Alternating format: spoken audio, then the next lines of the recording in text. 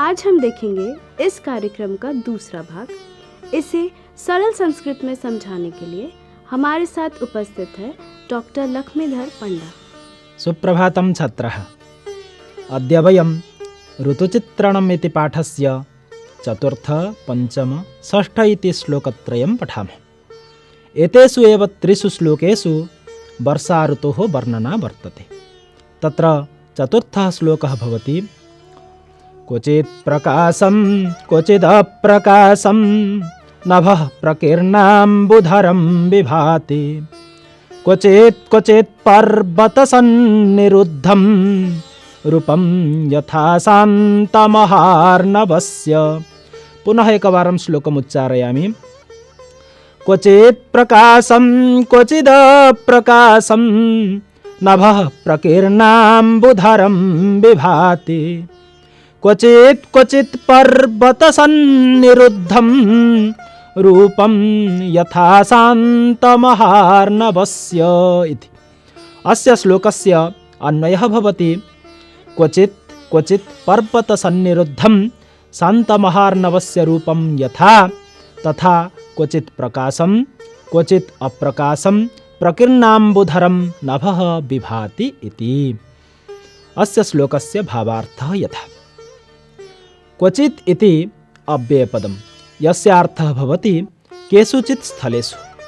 पर्वतसन्निरुद्धं शान्तमहार्णवस्य। महार्णव नाम समुद्रः। उदधिः सिन्धुः सरस्यान् सागरोर्नवः इति अमरकोशे उक्तमस्ति। यद्यपि समुद्रस्य तीरे तरङ्गाः भवन्ति, परन्तु समुद्रस्य अन्तः केषुचित् स्थलेषु पर्वताः अपि सन्ति। तेषां च सर्वेषां पर्वतानां नाम मैनाकपर्वतः इति। अतः पर्वतसन्निरुद्धं नाम केषुचित् स्थलेषु पर्वतैः आच्छादितः इति। रूपं नाम स्वरूपम्, अर्थात् केषुचित् स्थलेषु पर्वतैः आच्छादितः शान्तस्य गम्भीरस्य वा समुद्रस्य रूपं यथा भवति तथा क्वचित् प्रकाशं क्वचिदप्रकाशं प्रकीर्णाम्बुधरं नभः विभाति। प्रकाशं नाम आलोकः, नभः नाम आकाशः, अम्बुधरं नाम मेघखण्डाः इति। छात्राः, वर्षाकाले आकाशः मेघाच्छन्नः भवति। तस्मात् सूर्यः तैः एव मेघखण्डैः आच्छादितः भवति। अतः सूर्यालोकः सर्वत्र न पतति। तस्मात् कविः कथयति क्वचित् प्रकाशं क्वचिदप्रकाशम् इति। अर्थात् आकाशे कुत्रचित् आलोकः भवति, कुत्रचित् च अप्रकाशः नाम आलोकस्य अभावः, छाया वा। यतः आकाशे सूर्यः अस्ति, तदर्थम् अप्रकाशः नाम अन्धकारः इति वक्तुं न शक्यते। अतः अप्रकाशः नाम छाया। वर्षाकाले सृष्टा मेघच्छाया वा। कविः वर्षाकालस्य वर्णनाप्रसङ्गे उपमालङ्कारस्य प्रयोगं कृत्वा कथयति केषुचित् स्थलेषु पर्वतैः आच्छादितस्य शान्तगम्भीरस्य समुद्रस्य स्वरूपं यथा भवति तथा विच्छुरिताः भासमानाः वा मेघखण्डाः वर्षाकालीन आकाशे शोभन्ते। तस्मात् केषुचित् स्थानेषु सूर्यालोकः पतति, केषुचित् स्थलेषु च न पतति इति भावः। श्लोके विद्यमान व्याकरणांशाः के इति विचारयामः। क्वचित् क्वचित् यथा इति एतानि अव्ययपदानि। पर्वतसन्निरुद्धम् अर्थात् पर्वतैः परिवेष्टितः। महार्णवः नाम समुद्रः। प्रकाशं नाम आलोकः। प्रकीर्णाम्बुधरं नाम मेघखण्डैः आच्छादितः। नभः नाम आकाशः। नभस् इति सकारान्त नपुंसकलिङ्गशब्दः। क्वचिदप्रकाशं क्वचित् युक्त अप्रकाशम् इति। अम्बुधरः अम्बुनः धरः इति षष्ठी समासः। विभाति इत्यत्र बि इति उपसर्गः भाति नाम शोभते। अम्बु इति उकारान्त नपुंसकलिङ्ग शब्दः। नभः इति विशेष्य पदम्। प्रकीर्णाम्बुधरं क्वचित् प्रकाशं क्वचिदप्रकाशम् इति नभः पदस्य विशेषण पदानि। अवगच्छन्ति छात्रः? तर्हि सम्प्रति चतुर्थ श्लोकं पठामः। समुद्वहन्तः सलिलातिभारं बलाकिनो वारिधरा नदन्तः महत्सु शृङ्गेषु महीधराणां विश्रम्य विश्रम्य पुनः प्रयान्ति। पुनः एकवारं श्लोकम् उच्चारयामि। समुद्वहन्तः सलिलातिभारं बलाकिनो वारिधरा नदन्तः महत्सु शृङ्गेषु महीधराणां विश्रम्य विश्रम्य पुनः प्रयान्ति।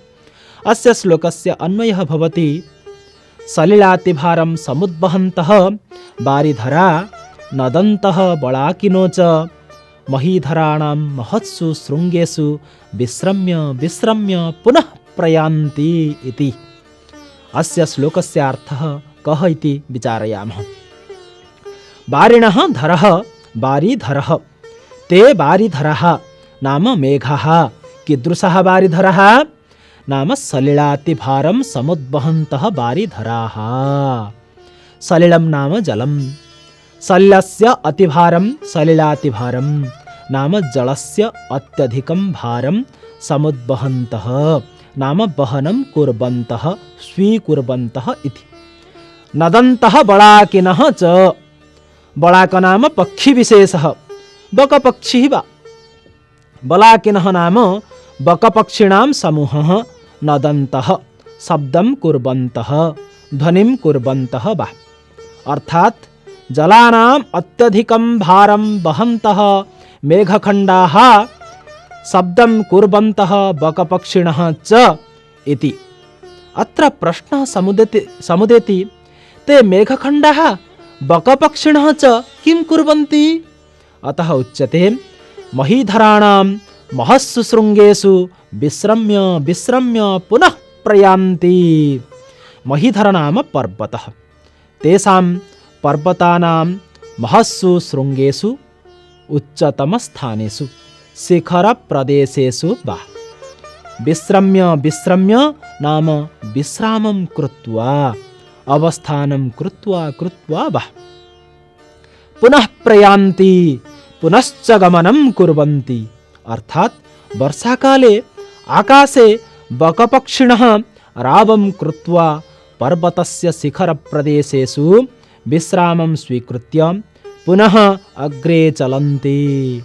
तथैव आकाशे भासमानाः मेघखण्डाः अपि जलानाम् अत्यधिकं भारं स्वीकृत्य पर्वतस्य शिखरतमस्थानेषु विश्रामं कृत्वा पर्वतस्य शिखरं संस्पृश्य वा पुनः अग्रे गमनं कुर्वन्ति इति भावार्थः। अवगच्छन्ति छात्रः? ओह शोभनम्। अत्र श्लोके विद्यमान व्याकरणांशान् विचारयामः।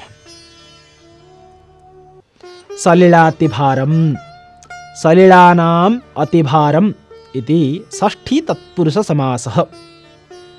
समुद्वहन्तः इत्यत्र सम् उत् इति उपसर्गद्वयं वर्तते। पुनश्च वह धातोः शत्रुप्रत्ययः भवति। वारिधराः वारिणः धरः वारिधरः ते वारिधराः मेघखण्डाः इति षष्ठी तत्पुरुष समासः। नदन्तः नद् धातोः शत्रुप्रत्ययः इति बलाकिनः विशेष्य पदस्य विशेषण पदम्।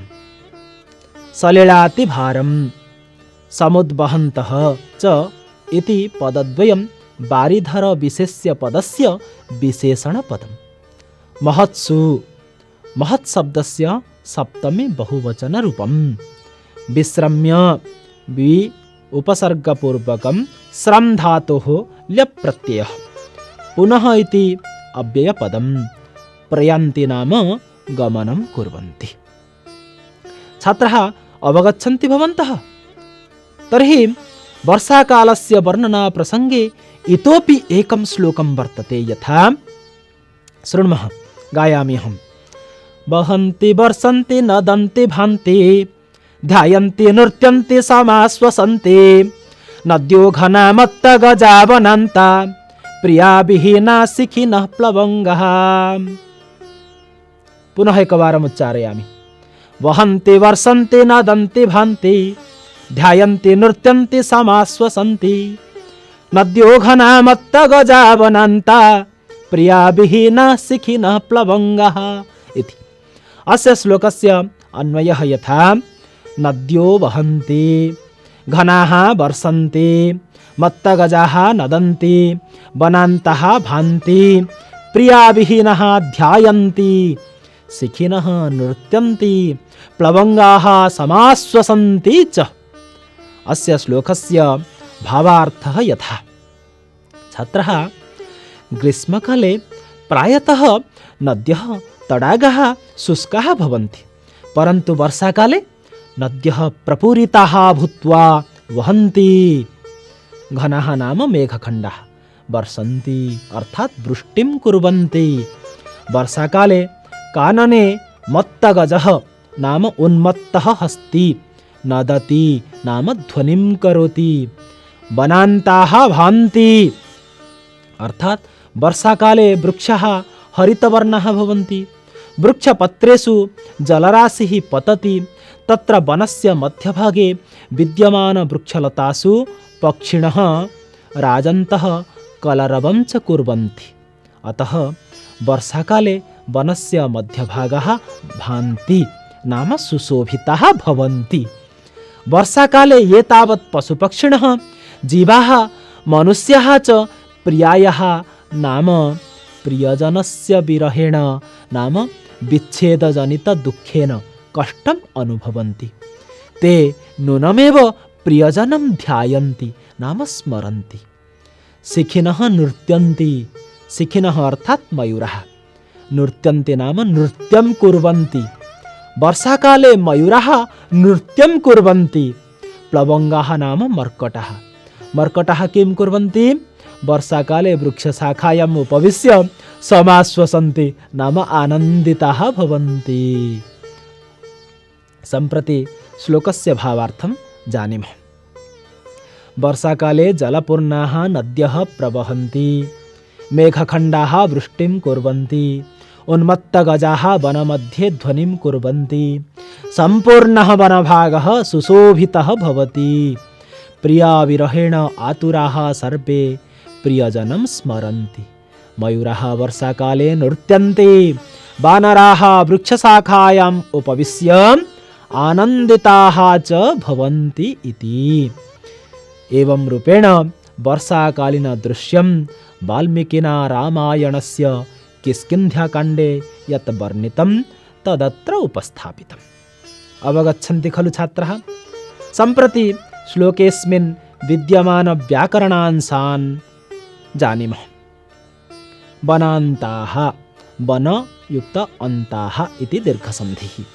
वनान्ताः, वनस्य अन्ताः इति षष्ठी तत्पुरुषसमासः। समाश्वसन्ति, सम् आश्वसन्ति इत्यत्र समिति उपसर्गः। अवगच्छन्ति खलु छात्राः? तर्हि भवन्तः वर्षा ऋतु सन्दर्भे पठितानां श्लोकानां स्मरणं कृत्वा अग्रिमकालांशे आगच्छन्तु। धन्यवादाः छात्राः। पुनर्मिलामः। आज आपने देखा ऋतु चित्रणम का दूसरा भाग। इसी प्रकार अगले अध्याय में हम कई और कार्यक्रमों के साथ आपके समक्ष उपस्थित होंगे। तब तक के लिए आज्ञा दीजिए। नमस्कार।